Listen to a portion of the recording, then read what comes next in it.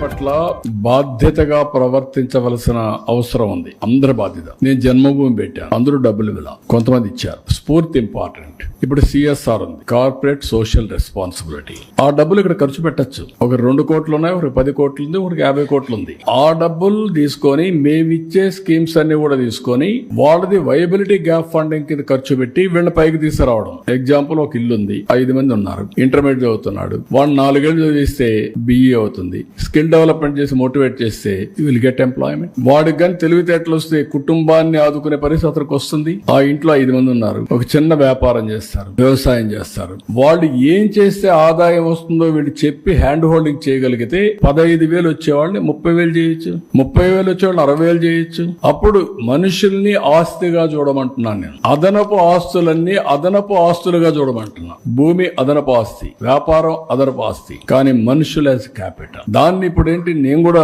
ఒక గ్రామంలో పుట్టాను మా ఊర్లో. నేను అందుకని నేను పోయి చెప్పాను మా ఊర్లో చూసినప్పుడు. ఒకప్పుడు మా ఊర్లో కొండలంతా కూడా చెట్లని కొట్టేసి రాళ్లు కనపడేటి. ఇప్పుడు బ్యూటిఫుల్ గా కనీసం గ్రీన్ గా కనపడుస్తుంది హిల్ అంతా. రేపు రాబోయే రోజు నేను అది ఊహించుకున్నప్పుడు ఎంత ఆనందం కలుగుతుందంటే, నేను సోలార్ ఇచ్చేసాను అందరికి. 2,200 కుటుంబాలు సోలార్. సోలార్ ఇచ్చేసిన తర్వాత 2,200 కుటుంబాలు ఓన్ వెహికల్ ఛార్జ్ చేసుకుంటే ఇంకా పొల్యూషన్ లేదు.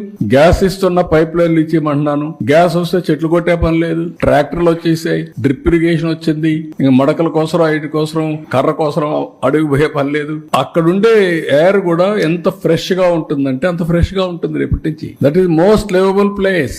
అక్కడుండే వాళ్ళకి ఏం చేశారు, నేను గవర్నమెంట్ లో చేసినప్పుడు ప్రతి ఒక్క ఇంటికి గ్యాస్, నీళ్లు, ట్యాప్, కళ్యాణ్ డ్యామ్ ఉంది, అక్కడి నుంచి నీళ్లు ఇమ్మన్నాం. అదే మరి టాయిలెట్స్ ఇచ్చేయమన్నాం. ఇండ్లో ఒక 250 ఇండ్లు లేవు, అందరికి కట్టించి ఇచ్చేయమన్నాం. మినిమం నీడ్స్ అది విలేజ్, మినిమం నీడ్స్ అది గ్రామం చేసి ఎకనామిక్ యాక్టివిటీకి వెళ్తున్నాం. ఇక్కడ శ్రీ సిటీ ఉంది, వాళ్ళని ఒక పైలట్ తీసుకోమన్నాం. 1 family 1 entrepreneur, skill development, employment generation, ఇవన్నీ వాళ్ళు చేయమంటున్నా. మొత్తం అక్కడ నేచురల్ ఫార్మింగ్ కి వెళ్ళిపోతున్నాం. మ్యాంగో గార్డెన్ ఉంది, చెట్లు ఇక్కడ డయాగ్నస్, డ్రోన్ పంపించి. ఇప్పుడు పామాయిల్ ఉంది, పామాయిల్ ఏం చేస్తున్నారంటే ఒక డ్రోన్ పంపిస్తారు, అది తిరుగుతా ఉంటుంది. తిరిగిన తర్వాత ఏ చెట్టు అయినా గానీ డిసీజ్ వచ్చినా, వీక్ అయితే, అన్హెల్తీ ప్లాంట్ ఉంటే ఐడెంటిఫై చేసి ఇమీడియట్ చెప్తే అక్కడ టీం వెళ్ళి దాన్ని రెక్టిఫై చేస్తారు real time. That is where technology is a big handy. మీరు గుర్తుపెట్టుకోవాల్సిన, పాత రోజుల మారిగా మడకలు దున్నే పని లేదు. అందుకని నేను అంటున్నా, హార్డ్ వర్క్ కాదు స్మార్ట్ వర్క్ చేయండి అని. తెలివిగా బతికేది నేర్చుకోండి, ఉద్యమాలు చేయడం కాదు అని చెప్తాను. ఉద్యమాలు చేసే రోజులు కూడా అయిపోయాయి.